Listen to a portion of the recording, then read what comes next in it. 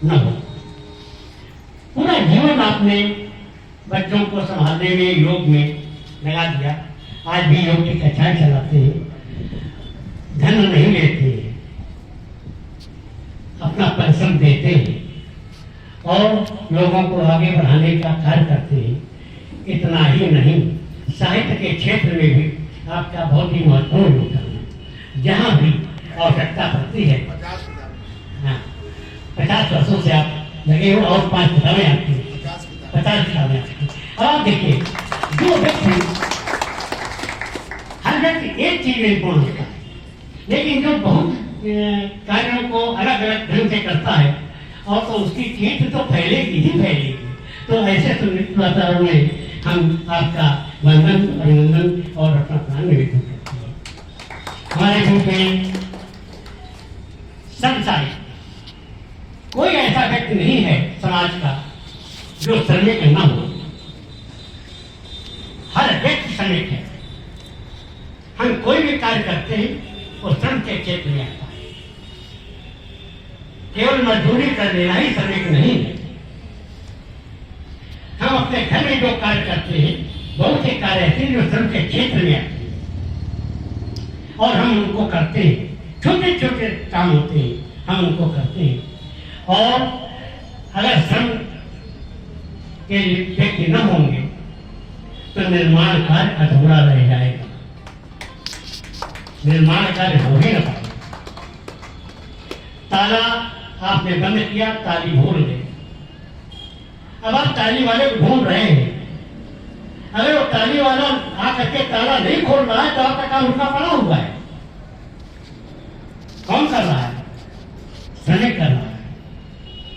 आप उसको labour class पर छोड़िए, उसको श्रम क्षेत्र से जोड़िए, तो आप बड़े कई विभागों में, श्रम के कई क्षेत्रों में आपने पदाधिकारी है, वरिष्ठ पदाधिकारियों में आप हैं।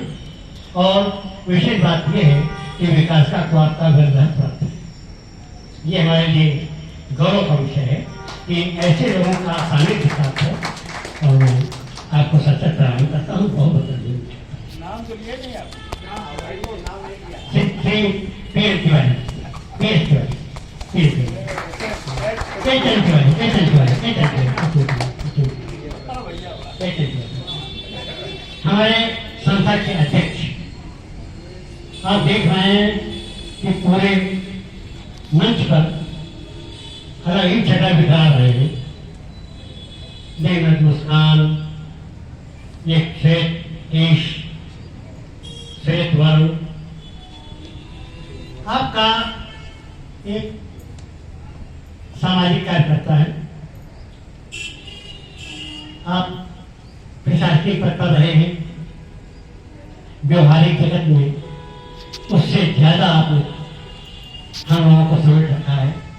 आप लेखक भी हैं, विचारक भी हैं, मार्गदर्शक भी हैं और हम सबके प्रेरणा स्रोत हैं। श्री के अवस्थी जी और हमारे संस्था के अध्यक्ष, आपको सशक्त प्रणाम करता हूँ। आपके बाद में साहित्य के क्षेत्र में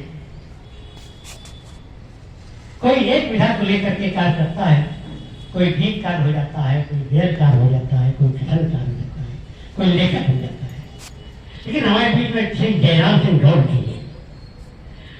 आपने गद्य और पद्य दोनों विधाओं पर समान अधिकार रखा है और कई पुस्तकें आपकी गद्य और पद्य दोनों में हैं। नए रचनाकारों को तो आपसे प्रोत्साहन मिलता ही है।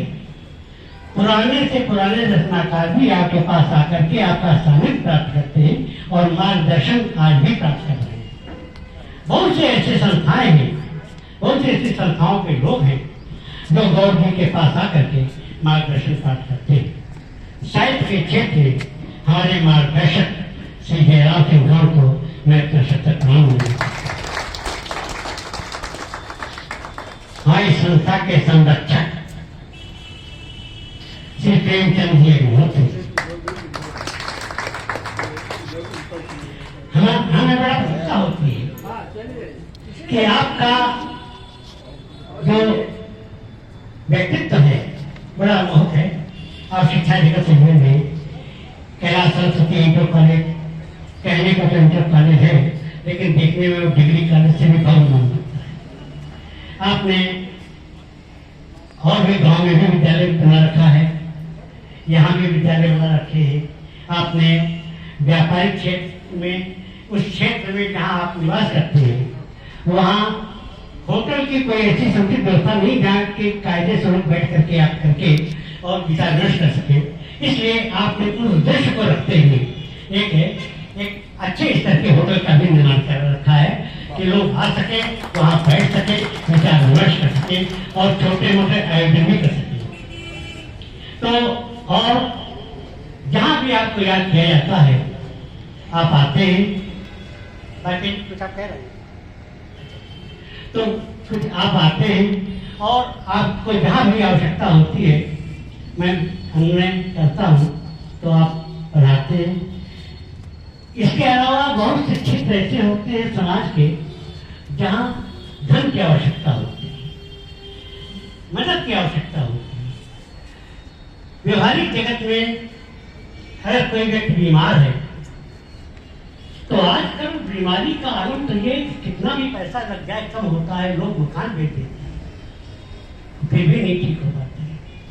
उन सब में योगदान करने के लिए भी हमारा ये संरक्षक मंडल, हमारा ये आयोजक मंडल आगे रहता है। जब आवश्यकता पड़ी है आपने आगे बढ़ करके योगदान दिया है। मैं आपका शतक प्रणाम करता हूँ, अभिनंदन करता हूँ और आगे का कार्यक्रम हमारा महत्वपूर्ण कार्यक्रम गुरु गौरव सम्मान का है, तो मैं संचालिका जी से निवेदन करता हूँ कि इसको संचालित जरूर करना।